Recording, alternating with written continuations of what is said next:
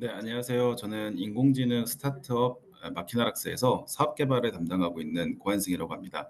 예, 우선 오늘 이렇게 귀한 자리에서 발표할 수 있는 기회를 허락해 주셔서 감사드리고요.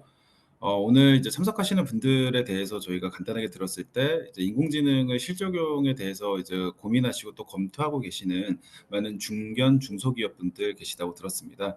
그래서 아까 저희 첫 번째 세션에서 전무님께서 말씀 주셨었던 어떤 에너지에 대한 효율화나 비용에 대한 효율화 관점의 인공지능 도입에 관심이 많다라는 말씀 잠깐 언급을 해 주셨는데요.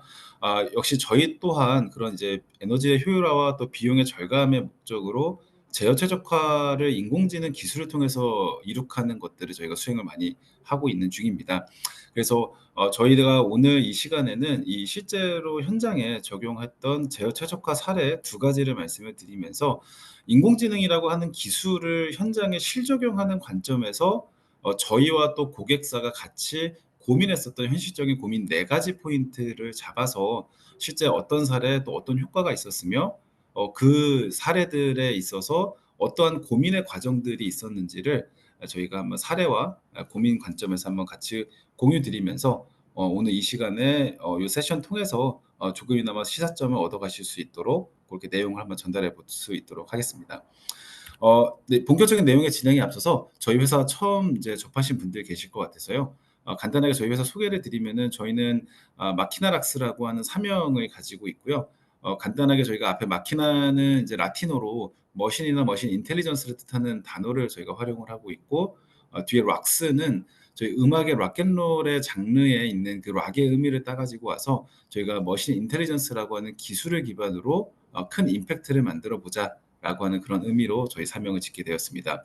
2017년도 저희가 처음 이제 업을 시작을 하게 되었고요. 지금은 이제 7년 차에 접어드는 스타트업이고 현재는 이제 저희가 서울과 미국 실리콘밸리에 지사 같이 운영을 하면서 전체 한 120명 정도의 임직원들이 같이 근무를 하는 중에 저희가 약 75% 정도가 인공지능 모델을 만들거나 아니면 저희의 어떤 그 솔루션들, 어플리케이션들을 개발하는 개발 인력들로 저희가 구성이 되어 있습니다.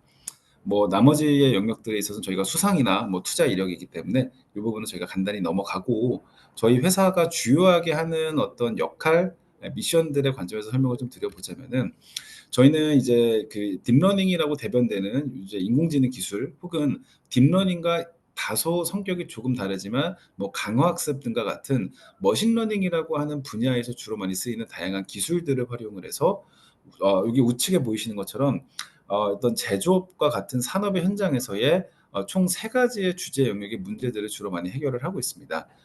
저희가 뭐 제품에 대한 불량을 미리 예지를 하거나 아니면 제품 생산 라인에 들어가 있는 여러 가지 장비들의 이상이 발생할 것들을 전조 증상을 기반으로 해서 미리 예지하는 등과 같은 이상 탐지 영역들도 저희가 진행을 하고 있고요. 그리고 오늘 주요하게 설명드릴 어떤 그 최적화의 관점들 저희가 하는 최적화는 크게 두 가지 최적화가 있는데 첫 번째는 이제 제어에 대한 최적화 그리고 두 번째는 스케줄이나 어떤 배치 설계와 관련되어 있는 조합 최적화라고 하는 최적화의 영역과 이 최적화를 기반으로 한 자동화를 위한 인공지능 기술 도입들을 저희가 같이 진행을 하고 있습니다. 그리고 마지막으로는 이제 뭐 당연히 인공지능이다 보니까 과거에부터 누적되어 있는 다양한 시계열 데이터를 기반으로 하고 있는 미래에 대한 예측 추론들을 저희가 주요하게 수행을 하고 있는데요.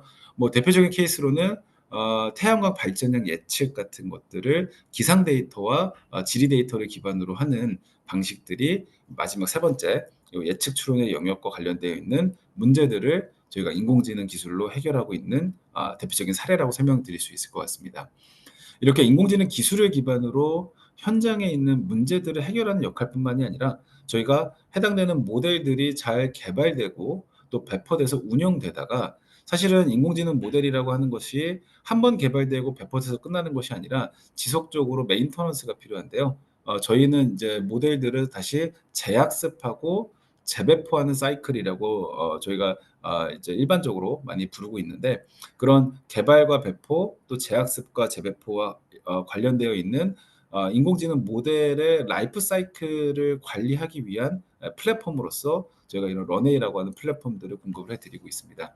저희 오늘 그 첫 번째 한국인 컴퍼니 세션에서 김선희 전무님께서도 말씀 주셨는데 회사 내에서의 DT를 하기 위한 이제 표준이 필요하고 그 표준을 우리가 잘 따르게 하기 위한 플랫폼의 도입과 활용이 굉장히 중요하다라고 말씀을 주셨는데요.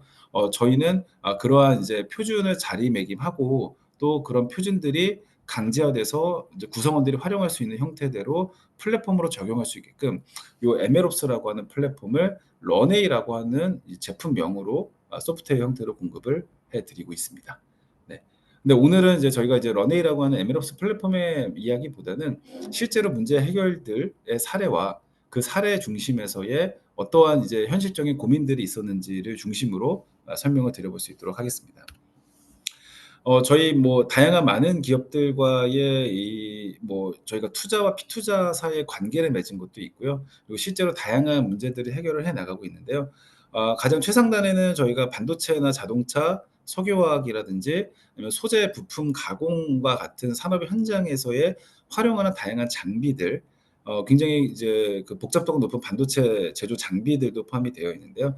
이런 장비들이 언제 고장 날지를 우리가 미리 예측을 해서 해당되는 고장이 발생하기 이전에 우리가 먼저 선제적인 대응을 통해서 다운타임을 최소화하자라고 하는 관점의 프로젝트들을 저희가 진행을 하면서 실적용 과정들을 진행을 하고 있고요. 가운데 레이어들이 아까 오늘 이제 중점적으로 설명드릴 이제 제어 최적화의 부분들인데요. 에너지 효율화를 하기 위해서 전기 자동차의 어떤 공조 시스템에서의 타겟 온도 달성을 할 때 그때 최소한의 에너지로 달성할 수 있게끔 최적의 제어 로직을 도출하는 것들이 대표적인 케이스라고 설명드릴 수 있을 것 같습니다. 요 제어 최적화 부분은 뒤에서 제가 다시 자세히 설명드릴 예정이라서 여기서는 간략하게 넘어가겠습니다. 그리고 반도체의 어떤 그 칩 자체 내에 저희가 웨이퍼 맵 위에다가 매크로나 마이크로 소자들을 배치하고 연결시키는 저희가 소위 말하는 플레이스먼트 라우팅 문제가 있는데요.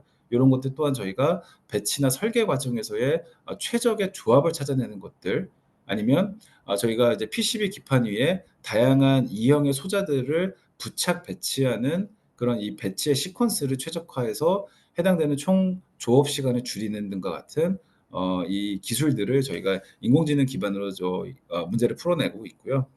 그리고 요즘에 이제 많이 회자되고 있는 리튬이온 배터리와 관련돼서 배터리에 대한 어떤 그 잔존 수명이라든지 아니면 이제 저희가 배터리가 이제 화재가 또 굉장히 민감하기 때문에 그런 리튬이온 배터리의 데이터 패턴들을 기반으로 해서 화재나 열폭주의 현상들을 우리가 미리 예지하는 그러한 이제 모델 개발과 로직 개발들을 다양한 형태대로 저희가 지금 같이 협업을 좀 진행을 하고 있습니다. 그래서 이런 다양한 사례들을 저희가 실제로 수행을 하고 수행을 한다라는 의미는 저희가 모델을 개발하는 것뿐만이 아니라 향후에 실제로 그 모델들이 실적용이 돼서 유의미한 성과가 나올 수 있도록 하는 다양한 과정들을 같이 진행을 하고 있는데요. 오늘은 그 사례들 중에서 여기 화면상에 있는 두 번째 줄의 왼쪽에 있는 이제 전기 자동차의 공조 시스템의 제어 최적화를 기반으로 에너지 효율화의 문제와 여기 세 번째에 있는 철강사에서의 철판 코일의 열 처리를 하기 위한 퍼니스 장비의 에너지 최적화를 위해서 하기 위한 제어 최적화의 그 두 가지 케이스를 기반으로 저희가 오늘 한번 사례를 좀 상세하게 설명드려볼 수 있도록 하겠습니다. 본격적인 사례를 전달하기에 앞서서 그렇다면 마키나락스는 어떠한 방식으로 제어 최적화를 수행을 하는지 간단하게 그 개념부터 저희가 한번 설명을 좀 드린 이후에 구체적인 사례로 넘어가려고 하는데요. 저희가 하는 방식은 크게 두 가지의 어떤 예측 모델이나 인공지능 모델이나 로직이 적용된다고 설명드릴 수 있을 것 같습니다.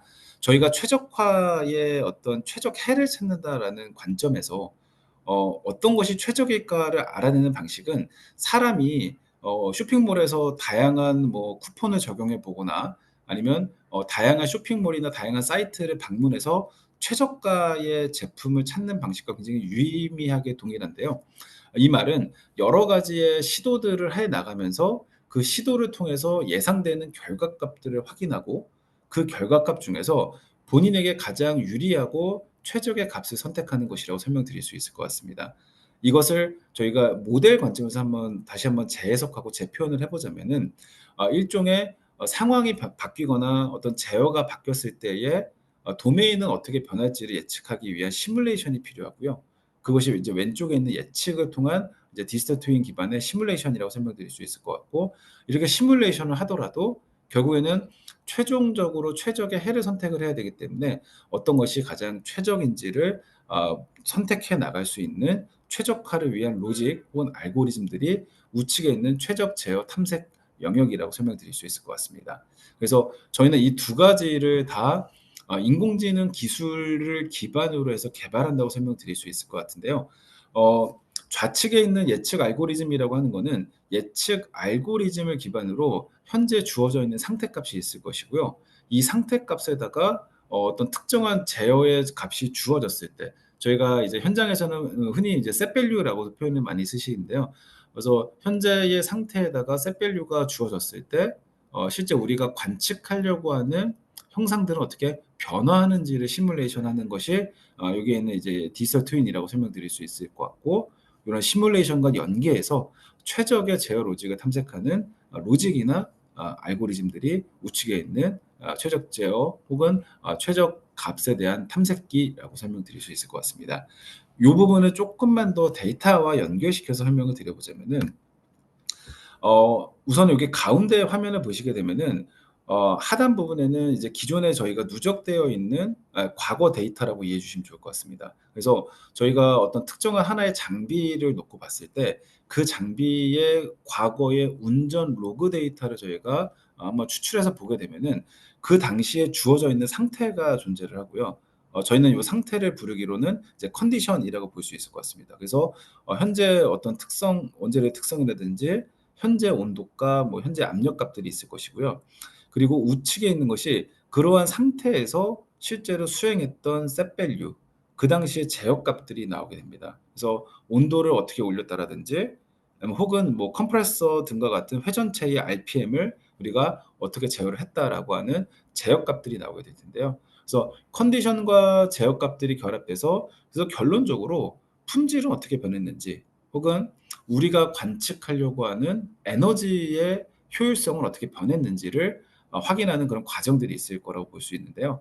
지금 여기에 있는 요 데이터들은 이미 아마 많은 기업들께서 특히나 오늘 요 세션에 참여해 주신 많은 기업들께서도 해당되는 장비의 데이터, 운전 데이터의 내용들을 확인해 보시면 이미 다 많이 가지고 계실 거라고 저희가 생각을 합니다. 그래서 저희는 이 기존에 있는 과거 데이터들을 기반으로 요러한 컨디션에서 요러한 제어를 수행을 했더니 이러한 결과값이 나왔구나라고 하는 형태를 예측 모델에 학습을 시켜서 일종의 우리가 여러 가지 주어져 있는 상태의 제어값을 바꿔 나갈 때마다 목적 변수가 어떻게 변화하는지를 예측하는 시뮬레이션 역할을 할 수 있도록 만드는 것이 좌측 예측 모델이라고 이해해 주시면 좋을 것 같습니다. 그리고 우측에 있는 최적화 모델은 거꾸로 우리가 그렇다면 이 목적 변수를 우리가 원하는 품질이나 우리가 목표로 하고 있는 에너지 소모량이나 효율 저하 정도로 세팅을 했을 때 이 상태에서는 어떻게 제어를 하는 것이 필요한지를 거꾸로 찾아 나가는 방식의 최적화 로직이라고 이해해 주시면 좋을 것 같습니다. 이 최적화 모델 같은 경우에는 뭐 강화학습을 활용할 수도 있고요. 아니면은 이제 도메인에서 많이 활용하고 있는 이제 MPC 방식들과 같은 다양한 접근법을 통해서 요 최적화 모델 쪽은 구성을 한다라고 이해해 주시면 좋을 것 같습니다. 그래서 저희는 최적화라고 하는 것들을 이룩하기 위해서 예측 모델과 최적화 모델 두 가지를 다 활용을 해서 시뮬레이션을 수행을 하되 그 시뮬레이션과 유기적으로 연계를 해서 최적의 해를 찾을 수 있는 방식으로 요 최적화의 답들을 찾아 나가고 있다라고 설명드려 볼 수 있을 것 같습니다. 요게 이제 저희가 주로 수행하는 최적화의 접근 방법론이라고 설명드릴 수 있을 것 같고요. 이런 방법론을 통해서 저희가 대표적으로 실제 수행했던 사례들 첫 번째는 전기 자동차에 이제 탑재가 되어 있는 이제 공조 시스템, 저희가 에어컨이나 히터들인데요.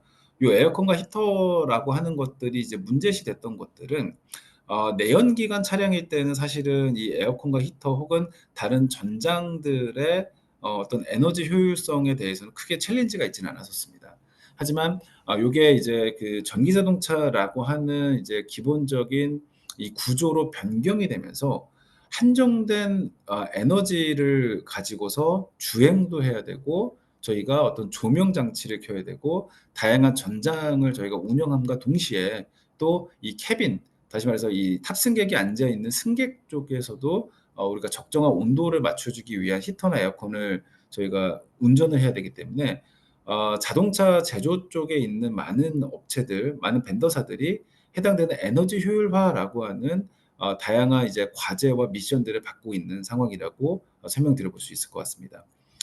저희가 같이 협업했던 요 고객사 또한 국내의 자동차뿐만이 아니라 해외에 있는 다양한 OEM에 본인들의 공조 시스템을 개발해서 납품하는 공조 시스템 메이커라고 설명드릴 수 있을 것 같은데요. 저희가 요 업체와 저희가 3년 이상 같이 협업을 하면서 실제 타겟하고 있는 온도, 이 타겟 온도를 말하자면 최대의 효율로 맞추는 문제를 해결하기 위한 인공지능 연구와 개발, 그리고 차량에 실제로 탑재하는 것들을 저희가 같이 진행을 하고 있습니다.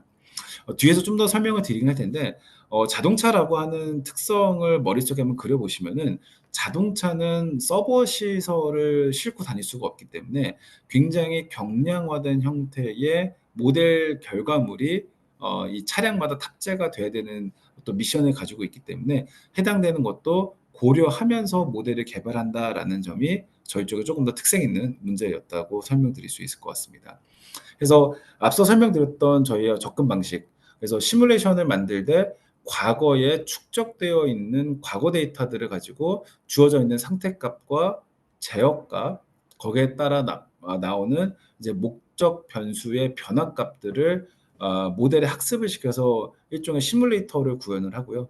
그 시뮬레이터와 구현을 한 것들을 인공지능 모델 중에서 저희는 강화학습을 활용을 해서 여러 번의 시도 실패들을 빠르게 수행을 하면서 그 안에서의 최적의 제어값들을 찾아 나가는 형태로 저희가 프로젝트를 좀 수행을 했었습니다. 이 강화학습을 선택한 건 두 가지의 가장 유의미한 이유가 있는데요. 첫 번째는 미래에 대한 예측력과 미래의 변화 폭에 대해서 수용도가 높고 고려하는 범위가 더 넓다라는 점에서 강화학습을 활용을 했었고요. 두 번째는 아마 이제 유튜브 영상이라든지 다양한 오늘 이제 대동 AI 랩에서도 말씀 주셨었던 이제 휴머노이드와 같은 이제 모바일 로봇들이나 엣지 로봇들 같은 경우에도 로봇 자체에 탑재할 수 있는 이제 여러 가지 인공지능 알고리즘들이 굉장히 다양할 수 있는데 결국에는 굉장히 경량화된 형태로 탑재를 해야 되기 때문에 그때 많이 사용하는 것들이 이제 강화학습 모델들을 많이 활용을 하고 있습니다. 그래서 저희도 마찬가지로 학습이 완료된 강화학습의 모델들 같은 경우에는 타 모델 대비 요구되는 인프라 스펙이 굉장히 경량화시킬 수 있기 때문에 저희가 그래서 그러한 이유 두 번째 이유로 강화학습 모델을 활용해서 최적의 제어값을 찾는 과정을 진행을 했었고요. 그래서 결론부터 이제 말씀드리면은 기존의 이제 다양한 액추에이터들을 이제 PID 제어 방식을 통해서 제어할 때 대비 약 10% 정도 에너지가 효율화되는 것을 저희가 확인해 볼 수가 있었고요. 요런 부분들은 전기 자동차의 실제 주행 가는 거리로 저희가 환산을 해 봤을 때 최소한 2% 이상의 주행 가는 거리가 증대되는 효과가 확인이 된다라고 설명드려 볼 수 있을 것 같습니다. 그래서 이 부분은 저희가 실제 차량에 탑재해서 테스트를 진행을 했었고 현재는 이러한 부분들을 실제 차량에 탑재하되 지금 이제 시장에 나와 있는 전기차가 굉장히 다양하기 때문에 이런 다양한 전기차에서도 범용적으로 적용될 수 있는 형태대로 확산 전개하는 방식으로 지금 여러 가지 연구 개발들을 진행을 하고 있습니다. 요 해당되는 문제를 조금 더 자세히 설명을 좀 드려보면요. 실제 이제 이 강화학습이라고 하는 이 형태가 어떤 식으로 실제 학습이 진행되는지를 설명드리고자 조금 더 자세하게 설명을 드리는데요. 여기에는 지금 일단은 과거 데이터를 기반으로 시뮬레이터가 구현이 되어 있다라고 하는 가정이고요. 이런 가정에서 저희가 강화학습을 쓴다라고 하는 거는 강화학습 에이전트에게 현재의 상태와 목표를 전달해 줍니다. 그래서 현재는 어떠한 온도 상태이고 내부나 외부에 어떤 상태값들이 있겠죠. 근데 우리가 요즘에 날씨가 갑자기 쌀쌀해져서 내부의 온도를 한 26도로 맞추고 싶은데 기존보다는 에너지 절감을 한 4%나 2% 하고 싶다라는 걸로 상태와 문제를 던져주게 되고요. 그 상태와 문제를 받은 강화학습 에이전트는 본인 나름의 여러 가지의 방식들과 로직을 기반으로 해서 어떤 특정한 액추레이터들 부품별로 제어값을 도출하게 됩니다. 그리고 저희는 이 제어값들을 이미 개발해 놓은 시뮬레이터에다가 다시 한번 심어 보면서 해당되는 상태에 요렇게 제어를 했을 때에는 어떠한 결과가 예측이 될지, 온도가 어떻게 변할지, 그리고 에너지의 소모량이 어떻게 변할지 저희가 예측을 하게 되고요. 그렇게 예측된 값들을 기반으로 저희가 목표로 하고 있었던 기존의 목표 온도나 목표 에너지 절감량과 비교를 해 보면서 요번에 강화학습이 찾아냈던 온도나 제어 방식들은 우리가 생각할 때 목표에 부합했다, 부합하지 않았다, 혹은 근접한 정도가 얼만큼이 됐다라고 하는 것들을 기반으로 일종의 리워드를 산출을 해서 그 리워드를 다시 강화학습 에이전트에게 피드백을 주면서 지속적으로 해당되는 방식의 이 사이클이 뭐 10,000번 이상 사이클이 돌면서 최적의 제어값들을 찾는 형태대로 학습을 시키게 됩니다. 그리고 최종적으로 차량에 탑재를 할 때는 가운데 있는 뭐 시뮬레이터라든지 다른 것들은 다 필요가 없고 가장 왼쪽에 있는 이 학습이 완료된 강화학습 모델만 따로 추출을 해서 차량에 탑재하는 형태대로 저희가 지금 진행을 하고 있습니다. 그래서 요런 방식대로 저희가 쭉 진행을 해 보았을 때 실제로 다양한 방식들을 조건들을 바꿔가면서 기존의 PID 제어들과 이제 인공지능 기반의 제어를 비교해 보게 됐을 때 저희가 에너지가 소모되는 폭은 약 한 10% 내외로 확인을 해 볼 수가 있었고요. 그 10% 내외가 그러면 어디에서 지금 기인해서 발생을 하는 것이냐라고 놓고 보면은 기존의 PID의 제어 방식은 목표가 주어지게 되면은 어떤 저희가 이제 여러 가지 오차값들, 뭐 미분, 적분, 비례 등과 같은 다양한 오차들을 기반으로 제어값들을 세팅을 해 나가면서 꿀렁꿀렁 이런 식으로 오버슈팅들이 발생을 하면서 이 목표들을 맞춰 나가는 방식으로 진행을 하고 있습니다. 근데 저희가 근데 요기 같은 경우는 오실레이션이 높아지게 됨으로써 제어 성능에 큰 편차가 발생을 하게 되고, 특히나 요 목표 값과 현재의 지금 제어로 인해 발생하는 값들 요 사이의 간격에 있는 요 면적들은 인공지능으로 저희가 실제 제어를 해 보게 되었을 때 화면에서 보이시는 것처럼 목표 값에 근접하게 달성하는 방식들이 수렴하는 정도가 굉장히 빨라지고 또 오버슈팅의 휘수가 굉장히 적어지면서 이 노란색으로 표현되어 있는 잉여 영역들 혹은 슬랙 영역들이 굉장히 최소화되는 것들을 확인해 볼 수가 있습니다. 그래서 PID보다 인공지능을 할 때 미래에 대한 예측력이 높아졌고, 예측이 높다 보니까 굳이 더 많은 에너지를 쓸 필요가 없고, 혹은 떨어질 거를 미리 예견하면서 더 빠르게 제어를 능동적으로 할 수 있다는 점에서 해당되는 오버슈팅의 면적이 작아짐으로써 왼쪽에 있는 것처럼 에너지의 소모량이 10%를 감축할 수 있는 그런 효과를 확인을 해 보았다라고 설명을 드려볼 수 있을 것 같습니다. 저희가 이제 요런 사례들을 실제로 쭉 이제 개발하고 진행을 하고 3년 이상의 장기간의 이 과제들을 좀 진행을 해 오면서 이 과제의 초창기에 저희가 고민했던 포인트는 사실 어떤 거였냐면은 제어를 최적화한다라고 했을 때 아마 많은 이제 제조 현장 라인을 운영하시는 분들께서는 공감하실 것 같은데요. 어떤 최적화를 이룩할 것이냐가 사실은 좀 고민 포인트로 첫 번째로는 오실 거라고 생각이 듭니다. 그래서 저희가 가정하기에 특정한 라인이 있고 그 라인을 제어하는 통제실이 공장 안에 있어서 예를 들면은 뭐 2교대나 3교대 근무로 작업자가 바뀌면서 해당되는 라인의 셋 밸류를 작업자의 노하우나 판단을 기반으로 입력하는 그런 공정이 있다고 했을 때 우리는 과연 최적 제어 값이라고 하는 것들을 작업자를 대체하는 형태대로 인공지능 모델을 활용을 할 것이냐, 아니면 작업자의 셋 밸류를 두는 것들보다 실제로 좀 더 세부적으로 요 PLC 단에서 제어되는 것이 들어가는 액추레이터 단에서의 제어 값들을 우리가 개선을 할 것이냐라고 하는 그 두 가지의 고민들이 많이 존재하게 됩니다. 네. 사람이 수행하는 제어 작업들을 최적화한다라는 관점으로 놓고 보게 되면은 첫 번째로 가장 이제 유의미하게 효과를 볼 수 있는 거는 작업자마다의 숙련도가 굉장히 편차가 있기 때문에 그런 편차들을 상향 평준화할 수 있다라는 관점에서의 저희가 효과를 볼 수 있고요. 그리고 제가 굳이 여기다 텍스트로 표현하진 않았으나 실제로 사람이 하기 때문에 사람에서 오는 이런 휴먼 에러들을 최소화한다라는 관점에서의 최적화들을 저희가 확보할 수 있는 장점이 있다라고 볼 수 있을 것 같습니다. 그리고 사람 제어이기 때문에 그 set value들이 이력이 많이 남아 있어서 초기에 어떤 적용하기가 굉장히 조금 상대적으로 빠른 점들이 좋은 점이라고 볼 수 있는 반면에 사람이 했던 휴먼 에러를 감소시키거나 상향 평준화한다라는 효익 안의 한계점만으로만 이제 존재하기 때문에 조금 더 많은 어떤 효율화나 최적화의 효과를 확인하기는 한계가 존재한다라는 점도 분명히 존재할 것 같습니다.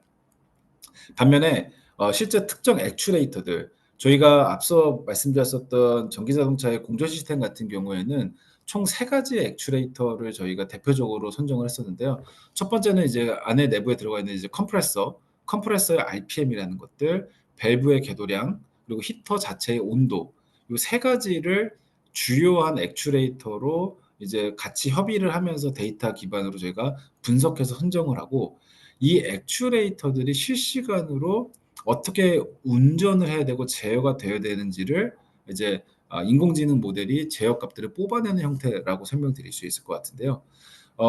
실제 여기 같은 경우에는 기존 제어 로직이 PID였기 때문에 이런 PID 로직의 한계들을 해소하는 관점에서 이제 최적화의 목적 달성에 굉장히 좋은 점이라고 이제 저희가 확보할 수가 있을 것 같고요.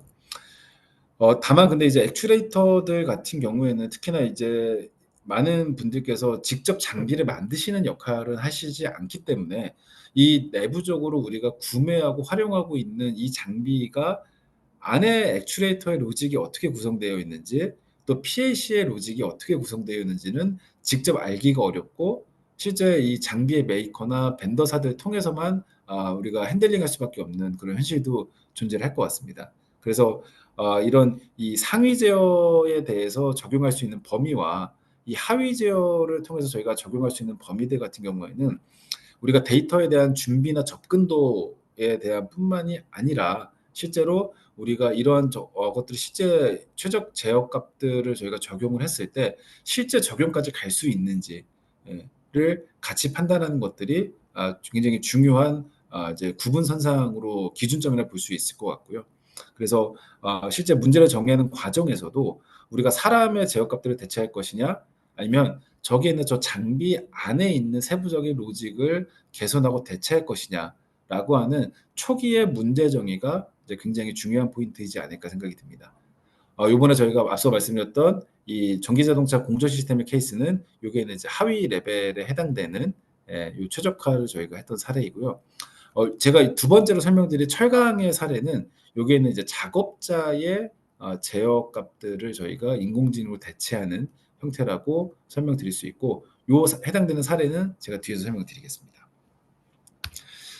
그리고 이제 두 번째는 이제 현실적으로 이제 저희가 실제 프로젝트를 하다 보면은 데이터가 부족합니다. 데이터가 불충분합니다와 같은 여러 가지 이제 현실적인 애로사항들을 가장 많이 접하는 것 같습니다. 그래서 저희가 이제 데이터가 아예 없거나 이제 부족하다라고 하면은 여기에 있는 요 스케일에서 보시는 것처럼 좌측에 있는 것처럼 실제로 모델이 학습도 불가능하고 검증도 불가능하기 때문에 거의 대다수는 과제를 정의하거나 예산을 심의하는 과정에서 많은 과제들이 탈락을 하게 되고요. 오히려 현실적으로 가장 많은 분포는 어느 정도 데이터는 있는 것 같은데, 이 정도는 있을 것 같은데, 요거는 우리가 확인해 봤더니 충분히 뭐 한 1년치나 3년치가 존재하는데 등과 같은 상황에 이 문제들이 굉장히 더 많이 존재를 하게 되는데요. 근데 요렇게 중간쯤에 데이터가 어느 정도 부분적으로 있겠거니라고 생각을 하고 시작을 했다가 실제로 과제를 하다 보면은 데이터가 일정 부분 부족한 부분들이 생겨서 학습에 대한 성능이 불안정하거나, 아니면 모델을 검증하지 못해서 실증을 가지 못하거나, 우리가 실제 모델을 개발해서 적용했으나 장비 같은 경우에는 저희가 예방 정비를 하거나 아니면 오버홀을 하거나 뭐 대수선 기간을 통해서 장비의 다양한 파라미터들이 바뀌는 경우들이 있습니다. 그럴 때에는 그 바뀐 파라미터들을 기반으로 수집된 데이터로 모델을 재학습해 줘야 되는데요. 그런 시간 동안에 재학습에 필요한 데이터가 부족해서 정비한 이후에 모델을 실적용하거나 돌리는데 또 상당 부분 시간이 소요되는 그런 문제들도 존재를 하게 될 수 있고요. 혹은 저희가 이제 같은 장비라고 하더라도 운전하는 조건이 달라지거나 쪼끔의 차이가 있다라고 하면은 데이터의 양상이 굉장히 달라지기 때문에 확대 적용이라고 했을 때 앞에서 유사 장비에서 만들어 놓은 모델을 그냥 그 고지고대로 바로 적용하지 못하는 한계점들을 가지고 있습니다. 그래서 실제 우리가 확대 적용하는 관점에서 데이터가 부족한 관점들이 있는데요. 요번에 저희가 설명드렸던 전기차 시스템 같은 경우에는 저희가 이제 이 어떤 특정 영역들에 있어서의 데이터들이 좀 부족해서 학습 성능에 쪼끔은 이제 기대에 충족되지 못하는 부분들이 존재를 했었습니다. 그래서 예를 들면은 이제 난방이라든지 냉방의 모드들이 쪼금 차이 있게 운전이 되는데요. 그런 특정 구간의 데이터가 불충분해서 우리가 시뮬레이터 아까 말씀드렸던 예측 모델의 학습이 좀 불완전한 부분들이 있었고요. 그러다 보니까 예측 모델이 흔들리게 되면은 최적의 제어값을 뽑아내는 것 또한 같은 이제 흔들림을 받기 때문에 어려운 점들이 좀 있었습니다. 그래서 저희가 실제 데이터 현황을 찍어 보면은 여기 첫 번째 그래프를 보시게 되면은 위에 상단의 그래프를 보시면 요렇게 이제 그 굵은 선으로 데이터들이 존재하는 것도 저희가 확인해 볼 수가 있고요. 중간중간 데이터 자체가 아예 없는 영역이거나 요렇게 그래프상에 점점점 찍히면서 실선으로 이어지지 못한 일부분이 빠져 있는 약간 이빨이 빠져 있는 형태들의 이런 이 데이터의 보유 현황들을 저희가 한번 찍어 보았는데요. 이렇게 놓고 보면은 저희가 취했던 방식은 이제 실제 자동차에 탑재되어 있는 공조 시스템이다 보니까 이 자동차의 를 실제로 주행하거나 아니면 실험실에서 계속 이제 가속을 해 나가면서 해당되는 데이터를 추가로 수집을 할 수 있는데 그렇다면 '어디부터 수집을 해야지 가장 효율적일 것이냐.'라고 하는 현실적인 문제에 좀 봉착을 했었습니다. 그래서 요 데이터의 현황만 놓고 보면은 단순하게 '데이터가 그러면 아예 없는 영역부터 우리가 수집을 해야 되는 것이 아니냐.'라고 하는 이제 의사결정을 하기 쉬운데요. 근데 저희가 취했던 방식은 뭐 몬테카를로 드롭아웃이라고 하는 뭐 기술을 활용을 하긴 하였으나 실제로 이제 이거를 풀어서 설명을 드려 보자면은 이 데이터가 없음으로써 인공지능 모델의 불확실성에 유의미한 영향을 주는 것부터 우리가 데이터를 추가 수집을 하자라는 걸로 저희가 기술적인 방법을 좀 마련을 하였습니다. 그래서 쉽게 생각하면은 뭐 일반적으로는 이렇게 데이터가 없으니까 '이쪽 먼저 모아야지.'라고 생각을 하는데 요 없다라는 거 자체가 중요한 것이 아니라 이게 데이터가 없기 때문에 모델 자체의 성능의 불확실도, 예측을 할 때마다 나타나는 불확실성이 높은 영역부터 우리가 수집을 하는 걸로 수집의 우선순위를 가져갈 수 있었고요.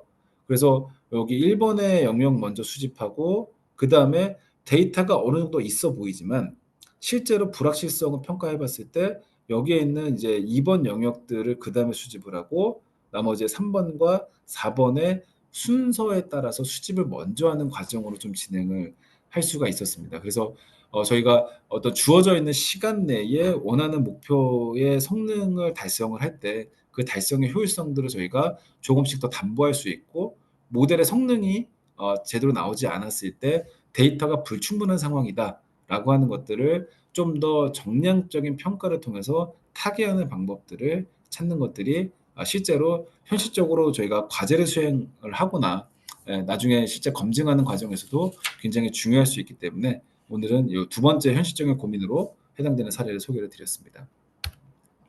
예. 두 번째 사례는 이제 철강사에서 이제 열 처리를 하기 위한 퍼니스 장비의 제어 최적화 부분인데요. 여기 같은 경우도 저희가 수행했던 사례는 유사한 방식으로 접근 방식으로 진행을 했었는데요. 여기는 600 도에서 800도 이상의 온도들을 바꿔 나가면서 저희가 철판 코일의 온도를 가열을 하면서 원하는 목표 재질을 생성시키는 방식이었습니다.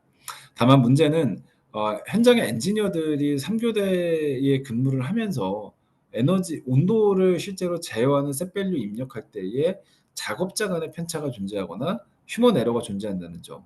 그리고 사람이 하다 보니까 어느 정도 실제 이 에너지 효율화를 이룩할 수 있는 영역임에도 불구하고 그러한 기회들을 이제 소실하고 있다는 점이 가장 큰 페인 포인트였었습니다. 그래서 여기 같은 경우에는 이제 장비가 굉장히 큰 장비인데요. LNG 가스를 실제 태워서 열을 발생시키는 버너로 저희가 이제 열을 만들어 내는데 이 퍼니스 한 기당 뭐 평균적으로 1년에 100억 정도 내외의 LNG 가스 비용이 발생을 하고 있어서 요 해당되는 이제 비용을 조금이라도 더 줄여보자라고 하는 관점들이 요 해당되는 과제를 수행했던 사례의 어떤 배경이었었습니다.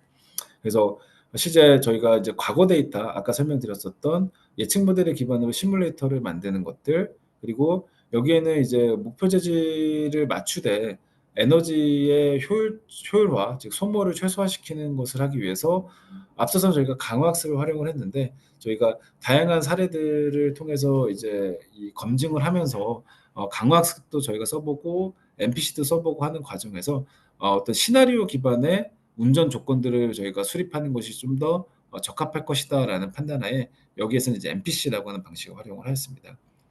그래서 최적의 결과부터 말씀을 드리면은 기존에 사람이 제어를 할 때보다 이제 인공지능이 제어를 할 때 목표 온도에 달성을 하고 도달을 하고 그 목표 온도를 잘 유지하는 그 비율 자체가 기존보다는 20% 정도 개선됐다라는 점이 유의미하게 저희가 파악을 해볼 수가 있었고요.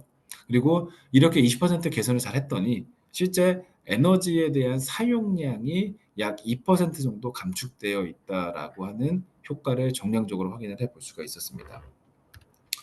MPC의 방식 또한 뭐 크게 다르진 않은데요. 저희가 예측 모델을 우선 만들어서 에너지가 우리가 주어져 있는 환경에 셋 밸류를 바꿔 나가면서 예측값이 어떤 이제 에너지에 대한 소모량이 어떻게 바뀔 건지 저희가 시뮬레이션 하는 것들을 기반으로 해서 최적의 제어값을 탐색하는 로직을 연결을 시켜서 해당되는 시뮬레이터와 최적의 제어값 탐색 로직들이 지속적으로 이터레이티브하게 연계해서 궁극적으로는 실시간으로 최적의 제어값들을 찾아 나가는 그러한 형태대로 저희가 로직을 설계해서 요 해당되는 문제들을 해결해 나가는 과정으로 좀 진행을 했었습니다.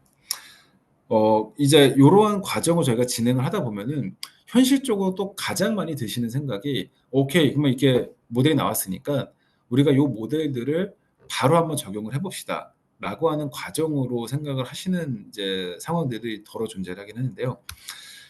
효과적으로 저희가 실적용을 하는 이 과정이나 단계를 놓고 보면은 굉장히 많은 케이스가 좀 1단계와 2단계라고 하는 큰 이제 구분을 두고서 진행하는 거로 설명을 좀 들어볼 수 있을 것 같습니다. 첫 번째는 저희가 모델은 개발을 했으나 가장 문제는 첫 번째로는 현장의 작업자들을 100% 대체하는 모델이라고 저희는 설명드리지 않고요.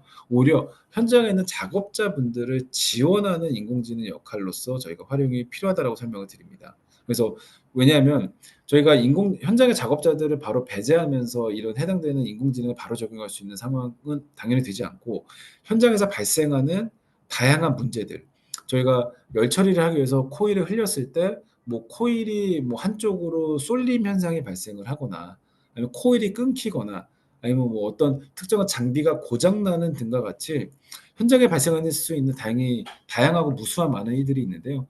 그런 모든 경우의 수들을 인공지능이 다 커버할 수 없는 그 현실들이 존재하기 때문에 현장에서는 작업자들이 계속 상주를 하되 그 작업자들이 본인들의 판단에 따라서 인공지능 모델을 실제 실행했다가 끌 수 있는 온오프를 하는 형태대로 시작하는 것이 굉장히 이제 유의미하다라고 판단을 하고 있습니다. 그렇기 때문에 1단계에서는 여기에서도 이제 가이던스 모델 형태로 해서 일종의 작업자분들에게 최적의 제어값을 추천하는 추천 서비스부터 먼저 저희가 시작을 했고요. 그 추천 서비스를 통해서 일정 부분 파일럿을 통해서 저희가 현장 작업자분들의 피드백을 확인하는 것들 그리고 자연스럽게 그 과정을 통해서 현장에 계신 분들에게 변화 관리나 교육이 같이 이루어졌다는 점도 좋았던 그런 피드백이라고 설명드려 볼 수 있을 것 같습니다.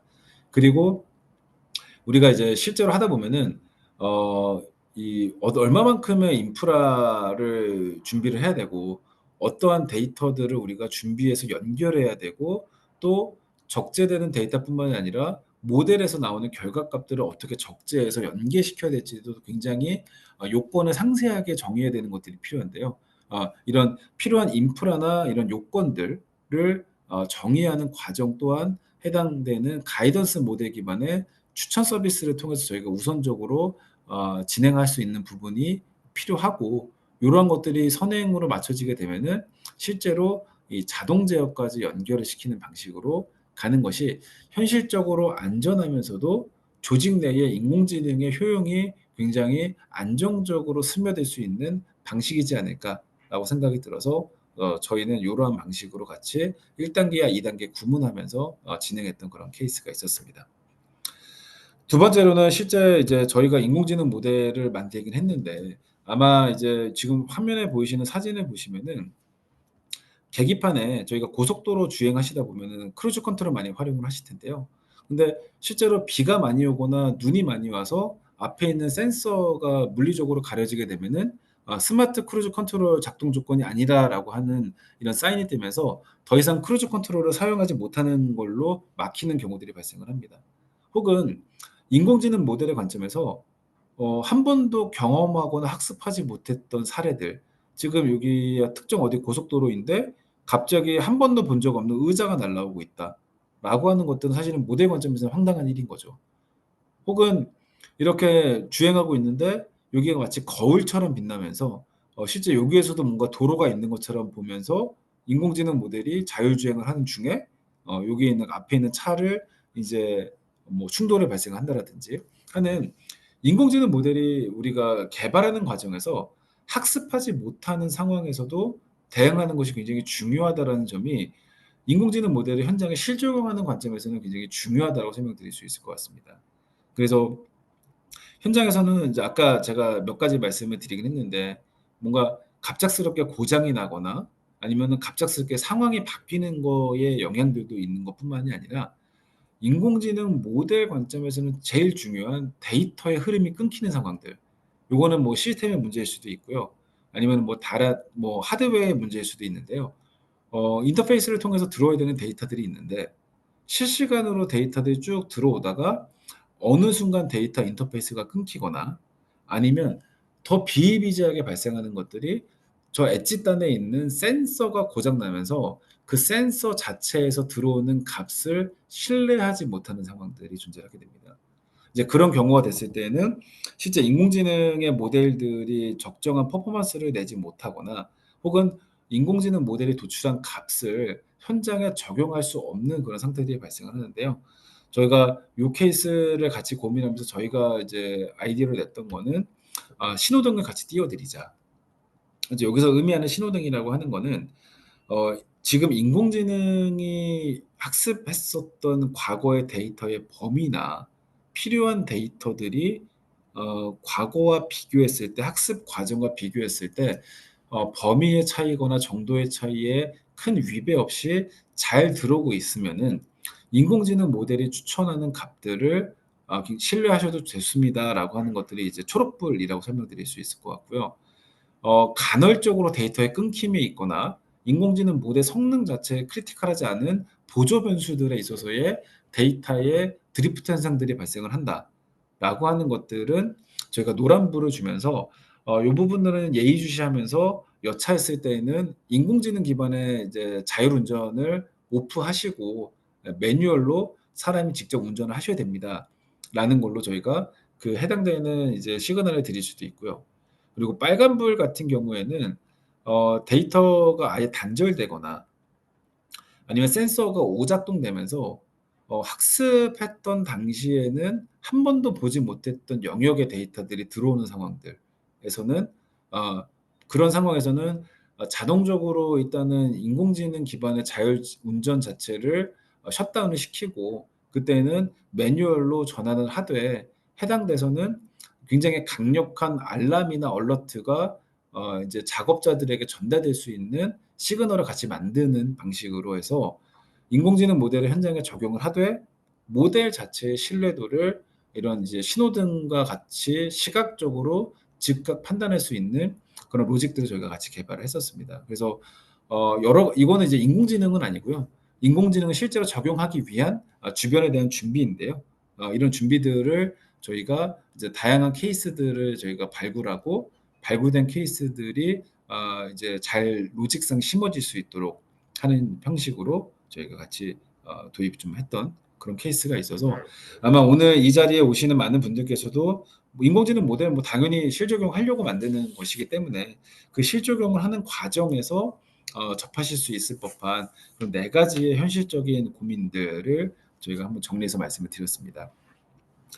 그리고 이제 마지막으로 이제 아까 첫 번째 세션 할 때 저희 홍서정 차장님이 질문 주셨던 뭐 중소나 중견 이제 인공지능을 이제 도입을 검토하시는 이제 많은 기업들에게 중요한 포인트가 어떤 것들이 있을 것이냐라는 점을 이제 기반으로 저희가 좀 더 답변을 드리는 형식으로 뒤에 내용을 좀 설명을 드리면요. 인공지능을 실제로 도입하는 것들을 검토하는 과정에서 사실 제일 중요한 거는 실적용의 경험을 확보하고 있는 혹은 기반으로 한 그런 문제 정의부터 굉장히 중요하다고 설명드릴 수 있을 것 같습니다. 착수까지 보통 뭐 최소한 20주 이상의 준비들이 필요한 경우들이 굉장히 더러 많이 존재를 하는데요. 그 과정에서 보면은 아마 고민하실 때에 인공지능은 이제 하라고 이제 탑다운에서 많은 지시가 내려오는데 무엇을 어떻게 시작을 해야 될지 또 어떤 사례들이 존재하는지 우리가 보유하고 있는 데이터 자체가 충분한 것인지 그리고 외부의 파트너들은 어디 누구와 같이 우리가 협업하는 것이 필요한지 또 실제로 개발을 한 이후에 사용하지 못하는 것들이 발생하면은 우리가 어떻게 이것을 대응해야 될지 등과 같은 인공지능에 대해서 문제 정의에서부터 이제 실제 실적용까지 굉장히 다양한 형태들로 고민하고 계시는 상황들이 많이 존재를 할 것이고 저희 또한 저희가 여러 가지 실적용들의 경험들을 거쳐 나가면서 위와 같은 문제점들을 같이 고민하고 또 같이 해결해 나가는 그런 과정들을 겪어 왔었습니다. 오늘 설명드렸던 네 가지의 현실적인 고민들 또한 물론 다분히 우측에 개발하는 과정에서의 이제 고민들 포인트 중심으로 제가 말씀을 드리긴 했었는데요. 사실은 저희가 주로 많이 했던 것들은 이 좌측에 있는 문제를 정의하는 과정에서부터의 협업을 통해서 실제로 데이터적으로 해당되는 문제들을 우리가 잘 재현하고 확인할 수 있는지 그리고 그 문제를 해결함에 있어서 필요한 데이터를 더 잘 수집할 수 있는지를 같이 검토하는 과정들부터 진행했던 것들이 굉장히 중요했었고 그렇게 실제 인공지능을 실적용했던 경험을 기반으로 한 문제 정의를 했을 때 모델에 대한 성능이나 그 모델을 실적용하는 과정에서의 굉장히 성공적인 경험들을 많이 확인해 볼 수가 있었습니다. 그래서 저희가 이제 제안 드리는 여러 가지 사례들도 있고 여러 가지 프로그램들이 있지만 실제로 과제를 도출하고 그 도출되는 과제를 저희가 단기 과제, 중장기 과제를 구분하면서 짧은 기간 동안에 성공 경험을 해 나가고 또 그 경험 기반으로 향후에는 해당되는 기업에서의 내재화까지 가는 이런 일련의 과정들을 저희가 이제 이런 이 구체적인 사례의 경험 기반으로 되어 있는 이 여러 가지 파트너들과 뭐 저희를 비롯한 다양한 파트너들이 있기 때문에 그런 파트너들과 해당되는 이제 이 여러 가지 문제 정의에서부터 과제 발굴부터 하는 것들이 굉장히 중요하지 않을까 생각이 들어서 이 부분은 저희가 마지막으로 저희가 설명을 드리고 제 발표 여기서 마무리하도록 하겠습니다. 감사합니다.